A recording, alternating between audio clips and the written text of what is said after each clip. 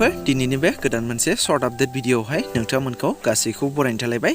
स' लोगोफोर दिनै नोंथांमोननि सेराव मोनसे आपकामिं बर' मिउजिक भिडिअनि सायाव सुंद' आपडेट लानानै फैलायबाय। स' नोंथांमोना बे मिउजिक भिडिअनि मुङा मा आरो बबे इउट्युब चेनेलाव नुनो मोनगोन बेफोरखौ आबुङै मिथिनो थाखाय भिडिअखौ जागायनायनिफ्राय जोबजासिम नायलांदो। स' लोगोफोर बे गोदानै फैनो गोनां आपकामिं मिउजिक भिडिअनि मुङानो जादों खाफालाव गैया आरो बे मिउजिक भिडिअआवनो गाहाय फाव खालामनायखौ नुनो मोनगोन बर'निनो लेजेन्डारि एक्टर बिथां राजिब कुमार ब्रह्म लोगोसे राजाश्री बसुमतारी आरो सानसुलि ब्रह्म बिथांमोनखौ आरो मेथाइखौ रोजाबदों उत्तम दैमारी लोगोसे उषारानी ब्रह्म बिथांमोना। स' बिथांमोननि बे फैनो गोनां मिउजिक भिडिअनिनो डाइरेक्शन एन्ड करिय'ग्राफखौ खालामदों सुबर्ण बसुमतारी बिथाङा आरो नोंथांमोना बिथांमोननि बे फैनो गोनां खाफालाव गैया मिउजिक भिडिअखौ एसबि बड' इउट्युब चेनेलाव साननैसोनि उनावनो नुनो मोनसिगोन। बिनिखायनो नोंथांमोना सोर सोर नायनो थाखाय एक्साइटेड कमेन्ट खालामोब्लानो जाबाय आरो नोंथांमोना मिउजिक भिडिअखौ नायनो थाखाय एसे नेनानै थाथ'दो। स' बिदिब्ला लोगोफोर दासिमनि सुंद' आपडेट भिडिअआ बेखिनियानोमोन। जुदि नोंथांमोना भिडिअखौ नायनानै मोजां मोनदोंब्ला लाइक खालामदो आरो सोरबाफोर जुदि चेनेलाव दिनैसो गोदानै नायदोंब्ला बेफोरबायदिनो माखासे आपकामिं मिउजिक भिडिअ